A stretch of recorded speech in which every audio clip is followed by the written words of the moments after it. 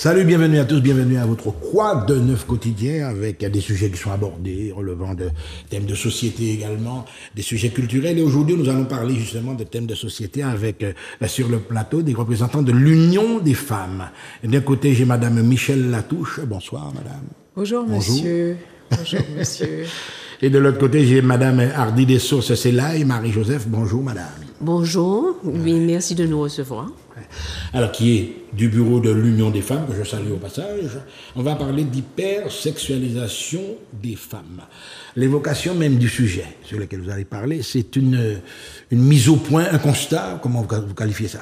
Alors, nous venons parler de l'hypersexualisation de la société. De la société. Parce que cette hypersexualisation, c'est vrai on en parle beaucoup de l'hypersexualisation des femmes, mais en fait, c'est l'hypersexualisation de notre société qui nous interpelle en tant qu'organisation de femmes. Pas que les femmes, il y a également des hommes, il y a également aussi des enfants, on va voir, on va interroger cela. Et c'est important pour nous parce que nous sommes une organisation de femmes, et cette organisation de femmes qui a... Notre rôle, c'est de travailler à l'émancipation des femmes. Et donc, en quoi est-ce que ce sujet participe-t-il ou pas à l'émancipation des femmes? Alors, on va se tourner du côté de Madame Latouche. Madame Latouche, qui a une formation de sociologue, en fait, qui a exactement donné nous à votre cursus universitaire. À peu près. Mon cursus universitaire est riche et complexe, mais entre autres, je dirais que j'ai ce qui s'appelle maintenant un master 1, c'est-à-dire l'équivalent maîtrise à l'époque de sociologie, et un master 2, puisque j'ai commencé une thèse en anthropologie. En anthropologie, oui. Voilà, donc ce qui me permet d'avoir le recul nécessaire et surtout d'être outillé pour analyser les phénomènes de société, les faits sociaux, comme on dit. Alors justement, on va dire que c'est une technicienne aguerrie, on va dire ça comme ça. Vous n'avez jamais enseigné, non, dans votre...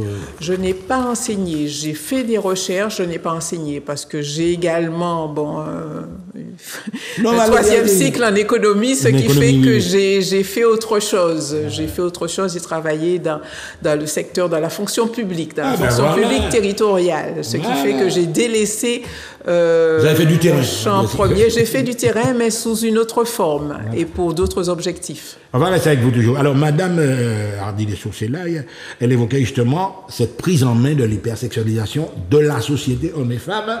Alors, est-ce que ça vous interpelle? Le regard que vous jetez sur ça d'abord. Alors, le regard que je jette, c'est un constat qui concerne précisément le corps des femmes, les tenues qui ont évolué depuis une dizaine d'années, les tenues, les accessoires, les comportements qui se rapprochent de plus en plus des codes de la pornographie. Alors, je m'entends en disant cela, et bien sûr en ne voulant culpabiliser personne, mais il faut décrire ce que l'on constate, c'est-à-dire qu'on constate des corps de plus en plus dénudés, ou en tout cas des tenues de plus en plus suggestives, des accessoires, du maquillage, des ongles en acrylique, des seins pigeonnants et parfois même retouchés par la chirurgie esthétique, ainsi que les fesses, des comportements aguichants, des comportements de séduction. Et très fréquemment, d'ailleurs, les femmes ne se rendent pas compte, je tiens à insister là-dessus, ce sont des tenues, des comportements qu'elles vivent comme étant une forme, ma foi, de liberté. Ça relève de leur liberté, alors qu'on est dans une forme de ce que j'appelle d'érotico-narcissisme, c'est-à-dire que mon regard est tourné vers moi, vers mon corps. J'estime que je peux mettre mon corps en valeur et peu importe ce que dira la société parce que je suis libre. Et dès lors, je m'affranchis des codes et des références normatives de cette société. Madame Hardy des Sources, ce qu'elle vient de dire, ce que votre voisine est en train de dire, c'est assez inquiétant quand même. C'est-à-dire que, est-ce que c'est dû?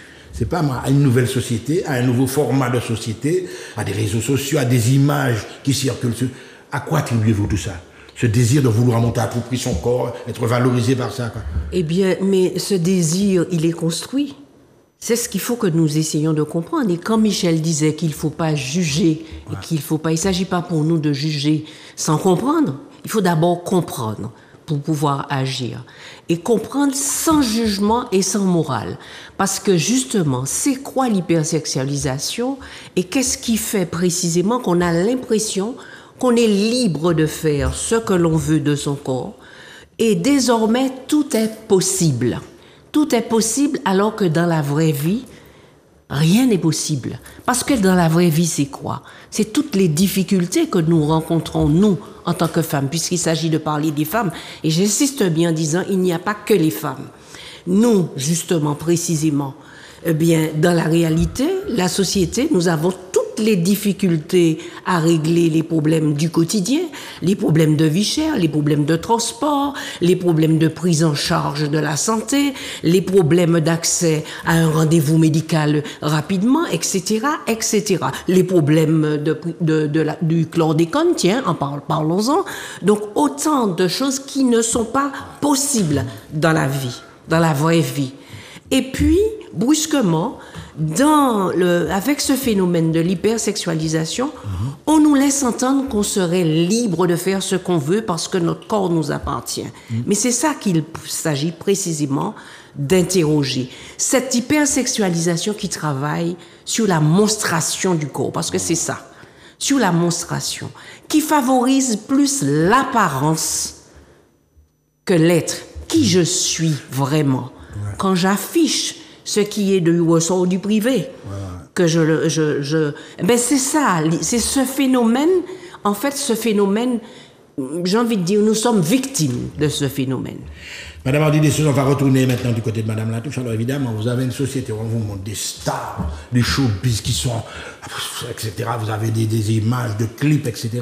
Et puis vous avez une cellule familiale où on a quand même un droit de regard sur ce que les enfants voient à la télé, etc. L'enfant.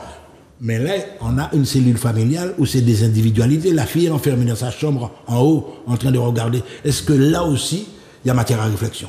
La recomposition de la cellule, même familiale. Alors, il y a matière à réflexion parce que la cellule familiale, c'est la première pourvoyeuse de codes, de normes, c'est-à-dire de respect de soi, de respect du corps, de décence, de pudeur, etc. Et également de préceptes religieux. Bon, puisque il faut savoir que le corps est le tabernacle de l'âme, c'est comme ça que ça a été toujours indiqué par l'Église catholique notamment, et que, bon, ben, précisément, ce corps doit être respecté, ce corps doit être respecté et mis en valeur en toute dignité.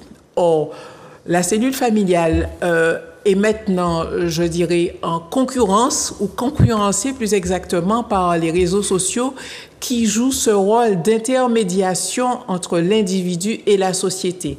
Avant, c'était la cellule familiale qui, justement, permet à l'individu de s'émanciper en lui fournissant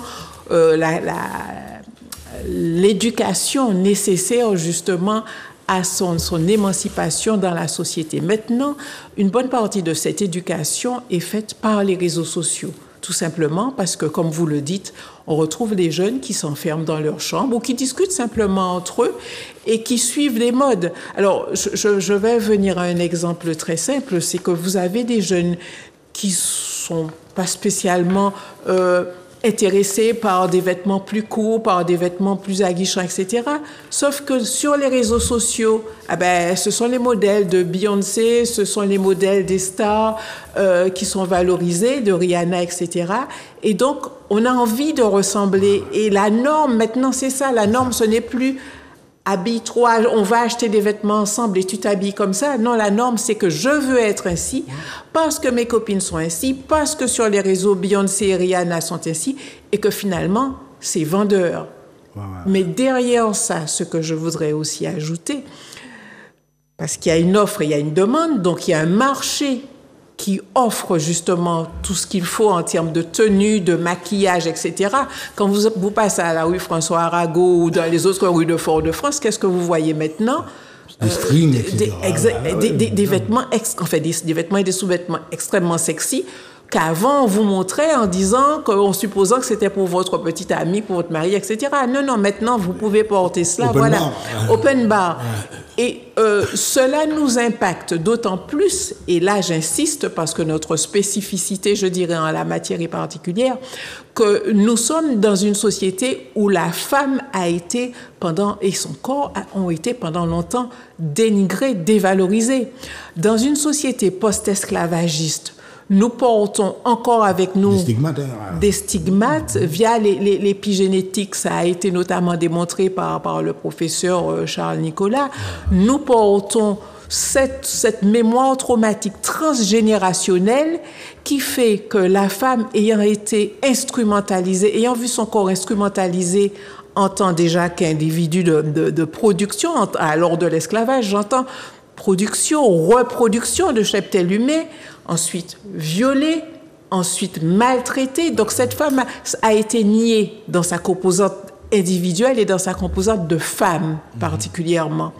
Ensuite, dans une société post-plantationnaire, la femme n'a pas, la femme noire, la femme martiniquaise n'a pas été reconnue puisqu'elle ne correspondait pas à l'archétype. L'archétype, c'était la femme caucasienne qui a toujours été valorisée. Donc jusqu'à maintenant quasiment, nous avons en tant que femmes noires et descendantes d'esclaves, nous avons été niées dans notre identité, dans notre esthétique. La reconnaissance vient de quoi? La reconnaissance vient maintenant de ce qui nous est proposé, c'est-à-dire la mise en valeur de notre corps. Et malheureusement, uniquement de notre corps, non pas de nos talents, de nos potentiels, mais de notre corps. Merci Madame Latouche. Alors vous avez entendu quand même l'argumentaire qu'elle vient de développer. On est victime pratiquement d'une globalisation, etc., d'une mondialisation, des images de télé, l'exemplarité avant, où t'es maman ou censé, est-ce qu'on peut parler d'exemplarité concernant justement les adultes, là, sans l'autre bagaille, parce que les enfants suivent, ils regardent les adultes aussi.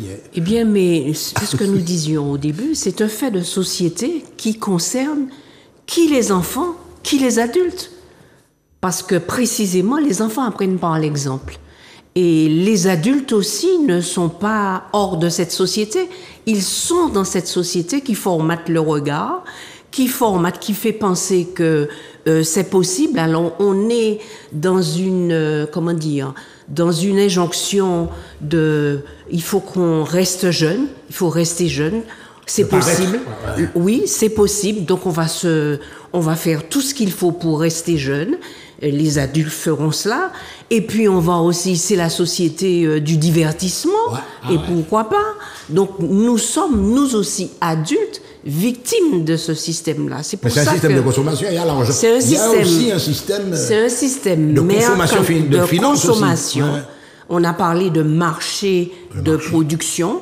On parle de marché de l'esthétique, on va parler du marché de la chirurgie, parce que se refaire la poitrine... Mais évidemment, vous allez à Saint-Domingue, vous ne savez même pas les conditions dans lesquelles... Mais à quel prix?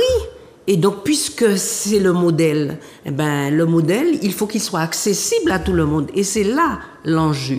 Quelle est la difficulté pour chacune d'entre nous, chacune d'entre nous, d'accéder à ces modèles qui, en réalité, ne correspondent pas à ce que nous sommes vraiment. Et c'est ce que nous regrettons. Nous regrettons qu'il n'y ait pas autant d'énergie dépensée pour la construction des êtres humains, la construction de nos enfants. Et madame, bien sûr, je reste avec vous toujours, mais le regard même a changé.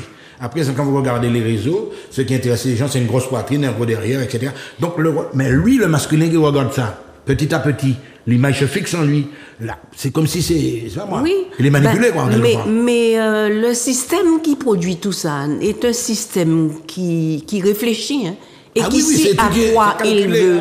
Parce que ce regard, justement, vous dit, ils n'ont qu'à ne pas regarder, ou bien mon corps m'appartient, je fais ce que je veux, etc. Vous regardez. Mais ce regard lui-même est construit par ce qu'on lui donne à voir, par ce qu'on lui donne à voir, par ce qu'on lui donne à penser. C'est ça, le regard. Donc, les femmes sont victimes de ce système-là, mais les hommes aussi sont prisonniers de ce regard-là. Et c'est là que c'est dangereux. Et c'est dangereux parce que nos enfants aussi sont formatés à cela. Voilà, et peut-être que Michel le dira mieux que moi, mais c'est ce que nous percevons. Non, mais tout ce qu'elle vient de dire là, c'est une espèce de mutation, mais qui est en général fabriquée, enfin, sur tous les continents, là. Oui, alors vous avez raison déjà de dire sur tous les continents. Par exemple, le terme hypersexualisation est intervenu dès les années 2000. et concerne tous les continents, hormis bien sûr les pays où les femmes ne peuvent pas s'habiller comme elles veulent, comme les pays musulmans, etc. Mais en fait, c'est un phénomène qui ne concerne pas spécifiquement la Martinique, mais qui s'étend à tous les continents. Et effectivement, c'est un phénomène qui a une dimension mercantile extraordinaire. Et ça, j'insiste là-dessus, le rouleau compresseur du marché.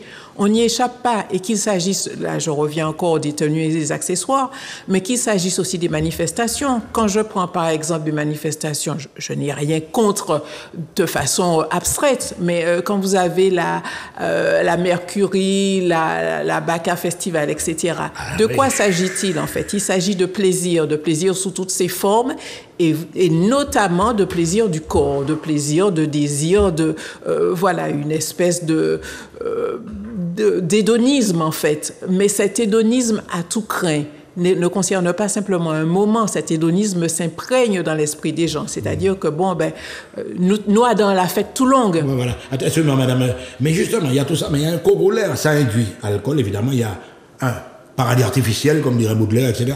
Donc, ça induit toute une série de substances qui font partie du jeu également.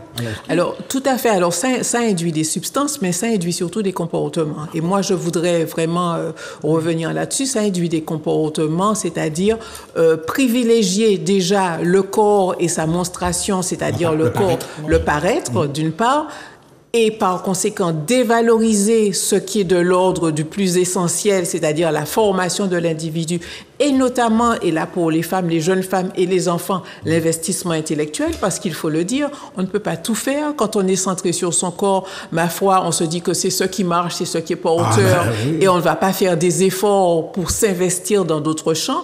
Et des champs qui sont aussi des champs où nous pourrions développer nos talents et nos potentialités. Ben non, là, ça n'est pas fait. Et puis, il y a surtout ces relations hommes-femmes, parce que les hommes et les femmes aussi, il faut le dire, consomment de plus en plus de pornographie. Et très jeunes, les enfants regardent maintenant la pornographie qui leur est accessible par les réseaux sociaux.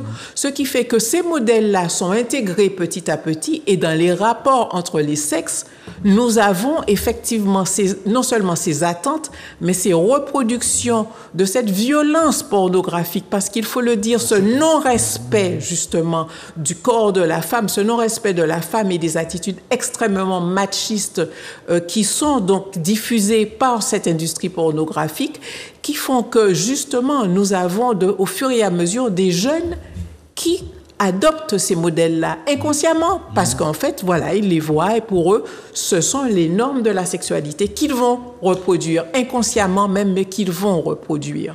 Merci Madame Latouche. Alors là, l'Union des femmes, évidemment, il faut qu'on parle de cette action, hypersexualisation de la femme, sous forme de conférence. Comment ça va se passer? L'événement, il est à nos portes, il est tout près là. Eh bien, nous avons pris le pari de parler de ce problème. C'est pas un thème qui est nouveau chez nous. Nous l'avons déjà abordé à 3 reprises. Nous l'avons abordé à l'occasion d'une exposition qu'on a eu à faire, notre société décryptage au quotidien. On a analysé les chansons grivoises de l'époque, parce que voilà. Nous avons fait un séminaire sur le corps des femmes, et là on parlait d'estime de soi. Ce sont aussi des solutions. Et puis cette conférence que nous avons donnée sur l'hypersexualisation un peu avant cette période de carnaval. Mais il nous appartient à nous de nous interroger sur ce qu'il faut faire. Parce que Michel l'a dit tout à l'heure, c'est un océan qui est devant nous, c'est un rouleau compresseur qui est devant nous. Et ce que nous voulons faire comprendre pour faire agir, et pas que les parents. Parce que c'est pas seulement les parents qui pourront arriver à anéantir les effets de cette chose-là. Oui, aussi les parents, mais aussi la société elle-même, l'école par le biais de la formation. Oui. Et notre centre de formation l'aborde chaque fois que nous allons dans des établissements scolaires. C'est un thème que nous abordons. Donc il y a cela, mais il y a aussi le citoyen qui doit intervenir auprès de ceux qui sont responsables de la publicité au niveau des médias, et qui devrait normalement interpeller sur toutes ces images pornographiques, j'ai envie de dire rapidement, je dis cela, mais ce sont des images qui sont à la limite, qui d'ailleurs utilisent le corps des femmes le plus souvent pour vendre des articles. Donc, et qui nous font penser que les femmes sont des marchandises et qu'on peut tout faire avec. Donc nous avons... Il faut insister parce que c'est un vœu pieux, ce que vous dites là. Mais là maintenant c'est tellement parti que, bon, on va pas... Non, c'est pas un vœu pieux. Et c'est pas... Il faut poser un pas après l'autre, mais il faut le faire. Parce que c'est ne rien dire qui va nous mettre, comme on dit, en bam-bam. Non, il faut interpeller pour au moins questionner. Et c'est ce que nous voulons faire. Nous le disons bien, ça n'est pas, nous ne venons pas juger des comportements, nous venons interroger et mettre en conscience, si vous voulez. Et c'est ça, parce que Michel l'a dit tout à l'heure, inconsciemment, nous reproduisons des modèles. Nous avons au contraire à construire des modèles. Et construire des modèles, c'est discuter avec nos enfants, c'est développer l'esprit critique de nos enfants. Quand nos enfants n'ont pas le choix et qu'ils voient à la télé un certain nombre de choses, s'asseoir à côté de nos enfants et leur dire « Qu'est-ce que tu comprends de cette image-là » ou « Pourquoi il dit telle chose ?» Mais il faut que le dialogue soit déjà établi au sein de la famille. Donc ce dialogue-là, il ne faut pas, il faut le rétablir. Il faut le rétablir. Il faut le rétablir. Et vous voyez donc, le chantier, il est... Mais on ne va pas renoncer. On ne renonce pas. On ne fait que commencer. Et nous allons continuer à travailler. Chaud, hein? Non, il chaud, mais c'est combat nous qu'il a. Alors, madame, là, tu as jamais entendu. Oui. C'est une préoccupation. Est-ce que vous avez un plan déjà? Par exemple, en pleine période de carême, d'intervention, ça allait pour parler de ça aussi. Ouais. Alors, je dirais que l'Union des femmes a commencé un travail qui est extrêmement important. La tâche s'avère ardue.